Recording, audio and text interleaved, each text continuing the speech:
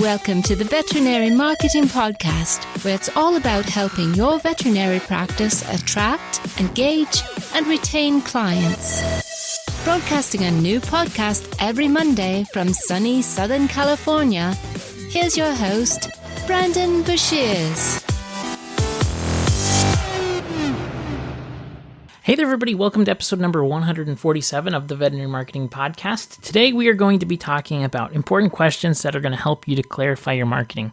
If you get these questions down, not only will your marketing be more effective, you'll have higher ROI because you'll convert better. It'll be easier for you to create content and also to create offers for your audience.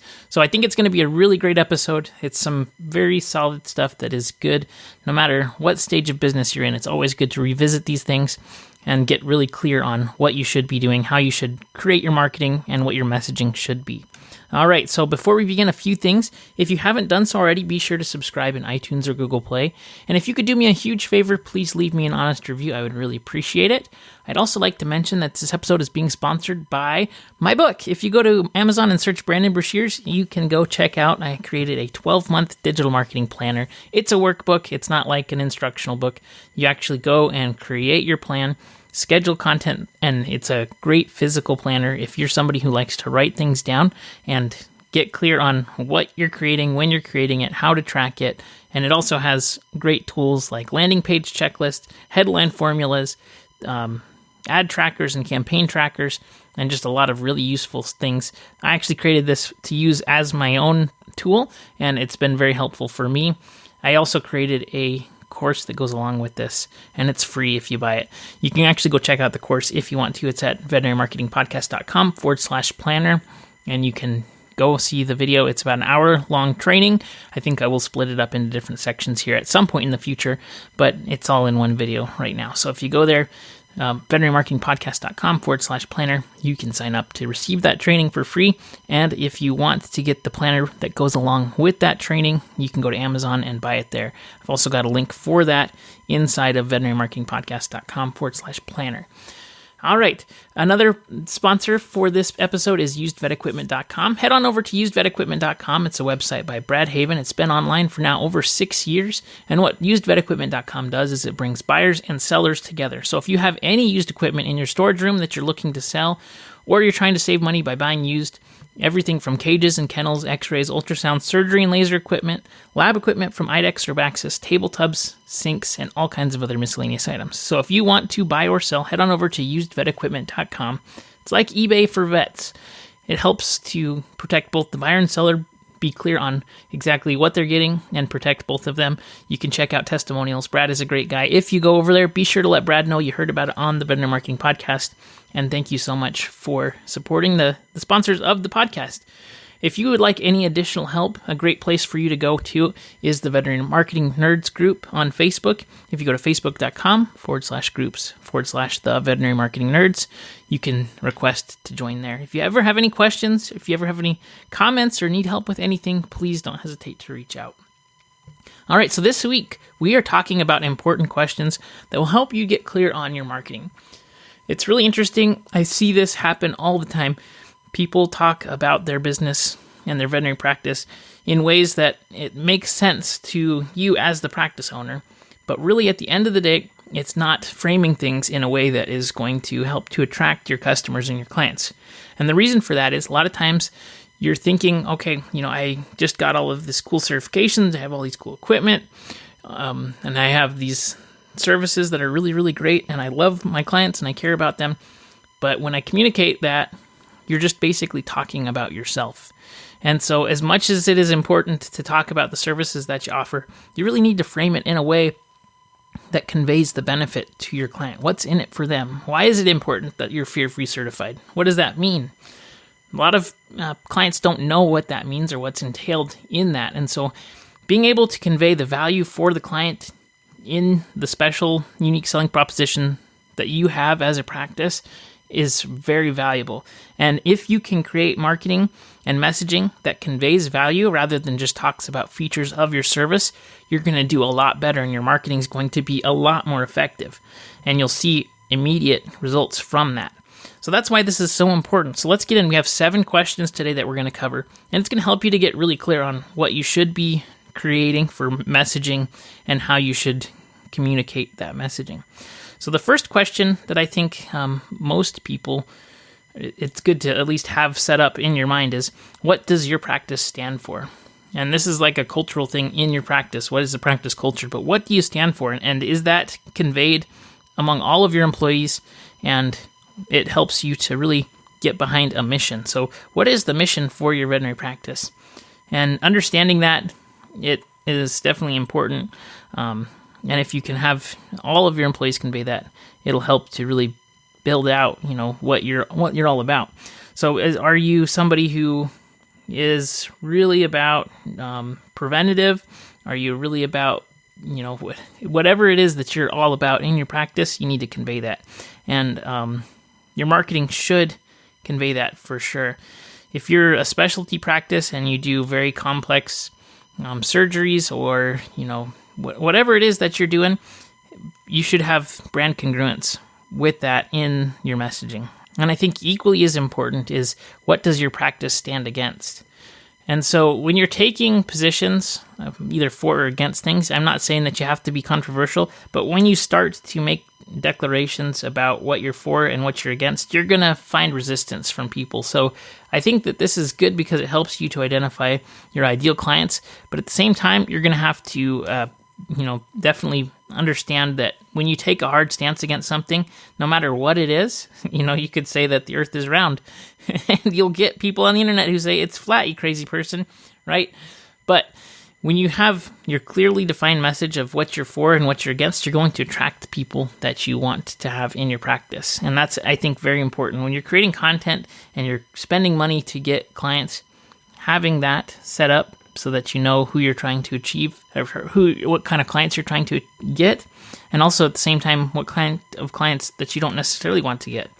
And if you want to get everybody as your client, but you want to have a certain framework for how they're going to interact with your practice, and that they're going to do all the preventative measures that you suggest and take the best quality care of their pet in your practice, then having that as what you stand against, you need to, if you want to try and be inclusive here, you're going to have to create more content that's educational and will help people to understand why it's so important to do what you're saying to do. The next question that I think is very important to get clear on is, what is your practice's purpose? And this might seem self-explanatory, but if your purpose is to just take care of animals that are sick, like, you could do that by going out into the woods and taking care of pets. So is that really your purpose as a practice? Maybe your purpose is also to educate pet owners to improve quality of life. If you think about why people have pets in general, right? People have pets for companionship, for love, because they love animals. So creating a practice where you help to empower pet owners to live the best life that they possibly can with their pets as long as possible, right? That's a better and more powerful purpose than just saying, we help sick pets. And right? So think about what is your practice's purpose and how can you create a benefit-driven purpose that helps your clients to get more out of their life. The next question is, what is your unique selling proposition? And you probably have this for several different services in your practice, but what is your unique selling proposition and how can you use that to really benefit your clients? So I mentioned fear-free certification. A lot of people get fear-free certification now, and that's really cool. But having that doesn't convey value. People don't know without going in depth and figuring out more, detail what fear-free certification is. And if you expect your clients to go through and figure out what the fear-free certification is, then you're going to have a hard time conveying the value of what that does, right? So what is your unique selling proposition? And you have to think about this in terms of benefits to clients. We'll talk about that more in just a second. So initially, though, when you're figuring out your unique selling proposition, I'm not saying that these are things that you're going to be selling directly, right? So if you say we have special ultrasounds, or we have special X-ray equipment, or we have a CAT scan, or we have laser treatments, or we have acupuncture therapies, or we're fear-free certified, those are definitely unique selling propositions that make you unique. But you're not going to just say, hey, we have acupuncture services here. That doesn't convey what you get from it. So it's important to know what your unique selling proposition is, but that is just a feature and not necessarily a benefit of your practice. And I just wanted to make that distinction really quickly. Another thing that you can do that could be your unique selling proposition is service-based unique selling propositions, like low wait times. When the appointment is scheduled, it will be handled at that time. Like drop-off services for busy professionals, boarding, just things like that add convenience too. Those are unique selling propositions as well. So what makes you unique, and how can you use that in your practice? We'll talk about that in just a second here. The next question is, who is your ideal target? And this is done through, typically, it's called a client avatar or client persona, depending on what you do. But basically, we're trying to figure out who is the ideal target that you want to be working with. And this should be pretty simple to think about. You're going to think about your favorite clients. And actually, if you're in a practice, think about trying to profile several of the doctors or front staff. Figure out what their ideal client is too, and ask them who their favorite clients are so that you can create profiles of these people so that you can hopefully duplicate them. So typically there's some things in common when you have a client that's the best type of client. And it's interesting, like if you get as detailed as possible, where they are in your city, where they live, what their gender is, what their age is, what their education level is, how many kids do they have, how many pets do they have, who do they look to for information? What books do they read? What magazines do they read? Who is the decision maker in their household? Are they the decision maker? Do they need help from other people? What are their main motivations and why did they come? And if you can convey these different aspects of who your target is, you're going to be able to create marketing for people that are very, very targeted and it speaks to them. When I'm creating content for the different clients that I have and creating ads and things, I'm actually writing them for a specific person that I'm thinking of. What's going to resonate with these people? What kind of language should I use? And how can I get them to engage emotionally? Especially if I'm thinking of writing something for, let's say, a busy working mom or just a single guy. It's going to be very different messaging that you're going to do. And they have very different things on their mind. And so it's important to think about that. When you're able to create content or offers for people, like let's go back to the working mom versus the single 25-year-old guy. If you created a piece of content that was like, hey, we have services that let you stay at, let's say you said, we have services that let you drop off your pet so that you can drop them off on the way to work and then pick them up after work. And it's very convenient and time savings, and that way you can spend more time with your family on the weekend, right? And that's going to be a lot more valuable to the working mom who's already tapped out for time, feels guilty about, being at work all the time, and you can tap into those emotions and really provide extra benefit and extra value that people will pay premiums for. And I'm not saying you should price gouge or anything, but it is definitely a benefit, right, that you probably wouldn't be thinking about unless you were profiling a very specific person. And so I think that that's really, really important to think about. How can you create offers and messaging and marketing that's going to speak to that target group? And we're going to get even more in-depth here in just a second with this next question, which is, what are their pain points? And this is so important to think about. And most of the time, veterinary practices aren't thinking about this. They're just thinking about the features of their service, and instead of thinking about the needs and the wants and the pain of their clients. So, specifically pain points, you can get into why is it something that they're absolutely going to need? What would they feel if something went wrong? What kind of struggles are they dealing with personally? What kind of struggles are they dealing with professionally? Time is a huge thing, right? So if they don't, pretty much everybody feels like they don't have enough time. A lot of times, too, people feel like they are not doing a good enough job in general. So, like, you have typically guilt is a big factor and motivator in a lot of things, and this includes for pet owners too. They feel guilty. Maybe they are working all the time and they're not able to take their dogs out enough, or they're concerned that their dog's health is slipping and they're not getting enough attention, or it could be a number of reasons why you're going to identify, specific pain points that they're feeling. I like to identify at least 5 pain points that the clients are feeling in general for the target that I'm creating ads for, and really test out each one of those to see which one's going to work. Because ultimately, I don't know which one for sure is going to work. And so as a result, I need to see which one's going to be the kind of tipping point for that. So, I mentioned busy stay-at-home moms or working moms, or, everybody's going to have a different pain point that they're feeling. And so what is that pain point, and how can you use that to provide better service? Now, this can get borderline manipulative, so you're going to want to make sure to not be manipulative. And also, when you're doing ads and content that is going to be targeting people, if they feel like serious guilt and pain every time they interact with your brand, that's not a good thing either. So I'm saying all this with like the context of you're trying to provide better service for them, and you're trying to communicate how you're going to solve their problems, not by constantly reminding them that they have these problems. And so I just wanted to throw that in there.